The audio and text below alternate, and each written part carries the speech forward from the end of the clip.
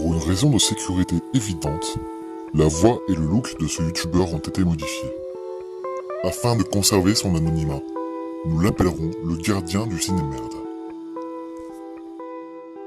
Tout a commencé il y a 10 ans à peu près. Mon premier Marvel. À l'époque, je me rappelle, c'était tout nouveau, quoi. Quand c'est sorti, on parlait pas vraiment du fait que ça puisse être néfaste. En fait, j'ai pas forcément apprécié mon Marvel, mon tout premier Marvel autant que ça, tu vois. Mais je sais pas, je trouve que ça faisait de moi un mec trop cool. C'est dans l'inconscient tout ça. Mais comme tes potes font pareil, ben voilà, c'est le moyen d'appartenir à une bande. T'es entraîné, je sais pas, moi tu peux en parler avec les autres. Puis j'ai commencé à m'en taper plusieurs.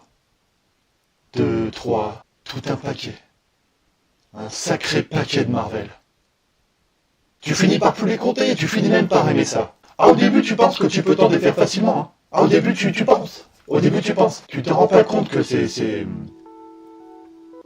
une putain d'addiction, quoi. Quand je pense à tout le fric que j'ai balancé dans mes Marvel, j'aurais pu faire tellement mieux. Même quand elles étaient gratuites, tu dis après coup que c'était juste une perte de temps, quoi.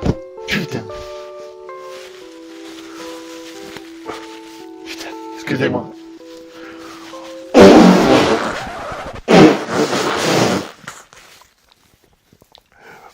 Ah, c'est dégueulasse. C'est dégueulasse. Si les Marvel ont tous le même goût? Pas toujours. Il y en a quelques-uns qui sortent du lot. Genre, un bon Marvel accompagné d'une boisson, tu vois. Avec des potes, un moment où tu t'y attends pas du tout. Ça a forcément pas la même saveur, t'as vu un peu le truc? Après, si, clairement dans l'ensemble, elles ont le même goût. Faut se le dire, elles ont le même goût. Ah, la sensation est assez identique, ouais. Au final, elles sont con tes questions. Au final, tu t'ingères tout le temps les mêmes substances, quoi. Les mêmes ingrédients. Puis il faut se le dire, il y a des lobbies super puissants derrière tout ça. Ils savent super bien dissimuler leur merde pour que ça ait bon goût. Ça, ils savent trop bien faire. En fait, je crois que c'est ça. Ma première prise de conscience est venue quand je me suis mis à analyser ce qu'il y avait dedans, quoi. C'est là que j'ai compris que c'était pas mon Marvel que j'aimais, mais juste la sensation qu'il me procurait. Alors j'ai réalisé. J'ai commencé à avoir honte.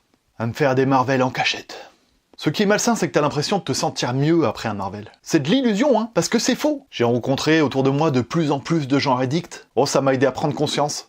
Ils analysaient plus leur Marvel. Juste, ils en avaient besoin. Ils les aimaient, hein, mais chaque Marvel les intoxiquait un peu plus. Puis un beau jour, ça a été le Marvel de trop. La fin du game. Endgame, comme disent les jeunes, quoi. La goutte de trop, tu m'as compris? La goutte qui n'amasse pas mousse. Ah, aujourd'hui, je vous dis ça la tête haute. Mais j'en veux pas à tous ceux qui sont encore dans ce cas-là. Tous les consommateurs, ils sont juste esclaves d'eux-mêmes. Parfois, quand j'ai un collègue qui se fait un Marvel juste à côté de moi, j'avoue qu'il y a comme une envie d'écouter le générique pour être sûr, quoi. Quand je vois tous ces nouveaux paquets de Marvel à venir, putain, il y a de ces emballages qui claquent. Mais je me laisserai pas avoir. C'est que du marketing pour nous vendre exactement la même recette. Je veux pas rechuter. Je veux plutôt aider tous les autres à prendre conscience que...